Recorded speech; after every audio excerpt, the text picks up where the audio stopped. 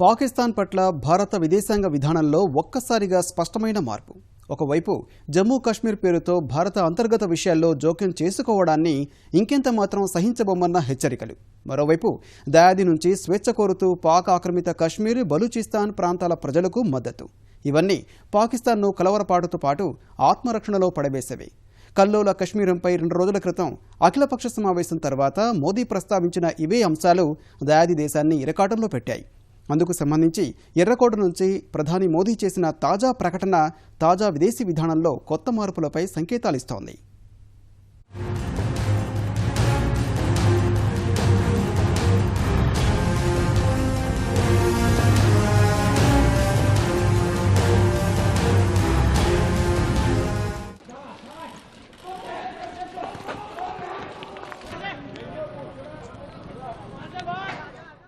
జమ్మూ కశ్మీర్ రావణ కాష్టంలా మండుతోంది.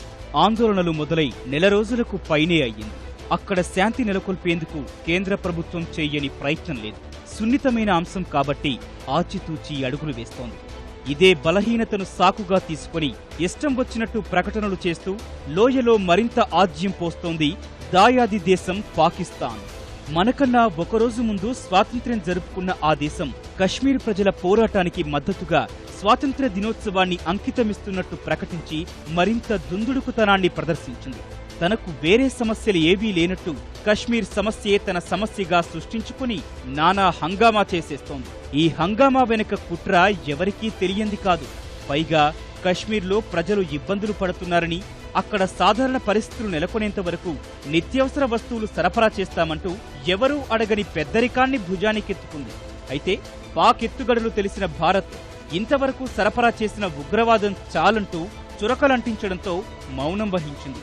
ఇలా ప్రతిసారి ఏదో ఒక నెపంతో భారత్ను ఇరకాటంలో పెట్టడమే పనిగా పెట్టుకున్న పాకిస్తాన్కు 2 రోజుల క్రితం జరిగిన అఖిలపక్షాల భేటీతోనే గట్టి హెచ్చరికలు పంపారు ప్రధాని మోదీ.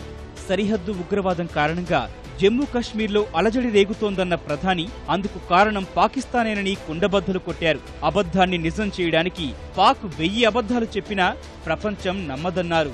ఇదే సమయంలో పాక్ ఆక్రమిత కశ్మీర్, బలూచిస్తాన్లో ప్రజలపై సైన్యం దాడుల అంశాన్ని ప్రస్తావించి ఆ దేశాన్ని మరింత ఇరకాటంలో నెట్టారు. పాక్ ఆక్రమిత కశ్మీర్లోని గిల్గిట్, బాల్టిస్టాన్ ప్రాంతంలో ఆందోళనకారులపై పాక్ దళాలు దాడులు జరిపిన సమయంలో మోదీ ఈ వ్యాఖ్యలు మరింత ప్రాధాన్యత సంతరించుకున్నాయి.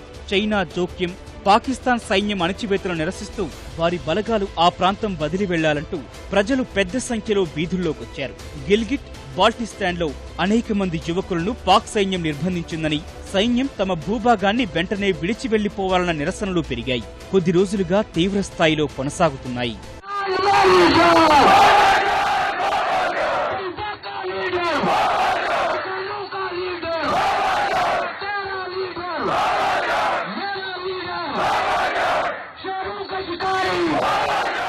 ఆ నేపథ్యంలోనే పాక్ ఆక్రమిత కశ్మీర్ భారత్లో అంతర్భాగమేనని, బలూచిస్తాన్, గిల్గిట్ ప్రాంతాల్లో దారుణ స్థితిగతుల్ని ప్రపంచం దృష్టికి తీసుకెళ్లాలని భారత ప్రధాని నరేంద్ర మోదీ వ్యాఖ్యానించిన నేపథ్యంలో పీఓకేలో ఆందోళనలు మరింత పెరిగాయి.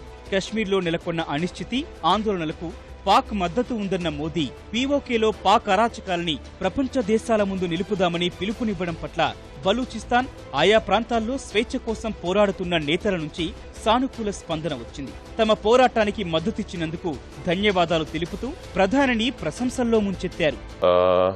Raising the voice for Balochistan should not be a temporary reaction or counter strategy by the Indian government, but should be a sincere intention of the Indian people to support their oppressed Baloch brothers and sisters, and also should be a very serious part of the foreign policy of Indian government. The Baloch nation and all the oppressed people of the world still remember and respect the decision of Indian government when India intervened and came for the rescue of Bengali people from Pakistani brutality in 1970s. Pakistan demands self-determination and self-rule of Kashmiris, and at the same time in Balochistan they are crushing the same demands of Baloch people by force.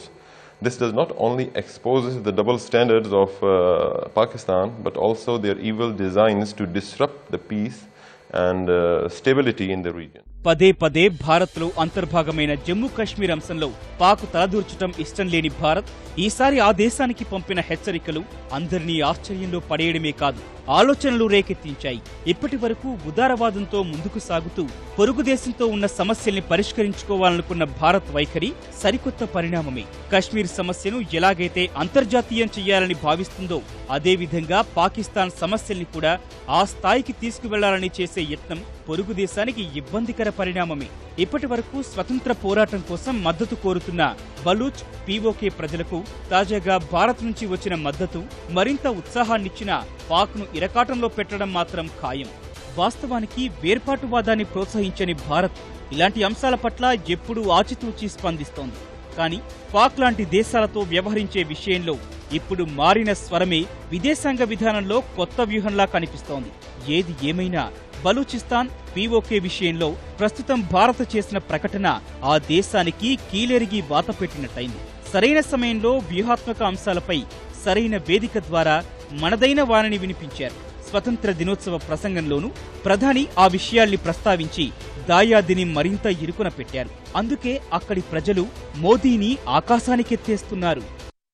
पिछले कुछ दिनों से बलूचिस्तान के लोगों ने, गिलगिट के लोगों ने, पाक ऑक्यूपाइड कश्मीर के लोगों ने, वहां के नागरिकों ने जिस प्रकार से मुझे बहुत बहुत धन्यवाद दिया है, जिस प्रकार से मेरा आभार व्यक्त किया है, मेरे प्रति उन्होंने जो सद्भावना जताई है, दूर दूर बैठे हुए लोग, जिस धरती को मैंने देखा नहीं है, जिन लोगों को विषय में मेरी कभी मुलाकात नहीं हुई है, लेकिन ऐसे दूर सुदूर बैठे हुए लोग हिंदुस्तान के एक प्रधानमंत्री को अभिनंदन करते हैं, उसका आदर करते हैं, तो मेरे 125 करोड़ देशवासियों का आनंद है। बलूचिस्तान के लोगों का, गिलगिट के लोगों का, पाक के कब्जे वाले कश्मीर के लोगों का मैं आज तहे दिल से आभार व्यक्त करना चाहता हूं।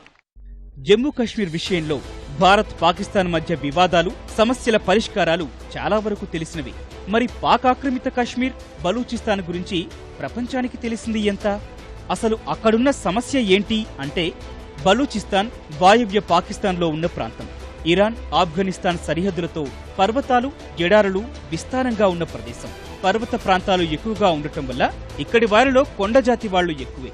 ఇవాల్టి పాకిస్తాన్, ఇరాన్, ఆఫ్ఘనిస్తాన్ సరిహద్దులతో ప్రధానంగా బలోచి భాష మాట్లాడే ఆ కొండజాతి ముక్కలైంది. ఆఫ్ఘనిస్తాన్తో యుద్ధం తర్వాత బ్రిటిష్ పాలకులు 1893లో గీసిన డ్యూరాండ్ రేఖ వల్ల నివసించే భూభాగం ముక్కలై చెల్లాచెదురు కావటం వల్ల 1-2 దశాబ్దాల్లోనే బలోచ్ జాతి స్వేచ్ఛాకాంక్ష, జాతీయవాదం మొదలయ్యాయని చరిత్రకారులు చెబుతారు. భారత స్వాతంత్ర్య ప్రకటన సమయంలో ఉపఖండంలోని సంస్థానాలు అటు పాకిస్తాన్లో గాని ఇటు భారతదేశంలో కానీ విలీనం కావచ్చునని లేదా స్వతంత్రంగా ఉండిపోవచ్చునని ప్రకటించిన తర్వాత బలోచ్ జాతీయవాదం మరోసారి తెరపైకొచ్చినట్టు తెలుస్తోంది. బ్రిటిష్ హయాంలో 4 సంస్థానాలుగా ఉన్న బలూచిస్తాన్ నుంచి స్వాతంత్ర్యం వచ్చిన తర్వాత మక్రాన్, లాస్బెలా, కరాన్లు పాకిస్తాన్లో విలీనమయ్యాయి. ఖాన్ ఆఫ్ కలత్ మాత్రం వేరుగా ఉండిపోయి స్వతంత్రత ప్రకటించుకుంది. తమ పాలనను అంగీకరించాల్సిందిగా పాకిస్తాన్ ఒత్తిడి తెచ్చినా వినకపోవడంతో మార్చి 27, 1948లో కలత్పై సైనిక చర్యకు దిగింది పాకిస్తాన్. కలత్ సంస్థానాధీశుడు యార్ ఖాన్తో విలీన ఒప్పందం చేసుకుంది. విలీనానికి వ్యతిరేకంగా ఖాన్ సోదరుడు సాయుధ పోరాటం ప్రారంభించాడు. కానీ అది విఫలమైంది. అప్పటి నుంచి పాకిస్తాన్ పాలన వ్యతిరేకిస్తూ స్వాతంత్ర్యం కోసం బలూచ్ జాతి ఎవరో ఒకరి నాయకత్వాన పోరాడుతూనే ఉంది. 60 ఏళ్ల కాలంలో కనీసం 4 సార్లు తీవ్రస్థాయిలో బలూచ్ జాతీయ పోరాటం సాగింది. ఈ సమయంలో వేలాది మంది ప్రాణాలు కోల్పోయారు.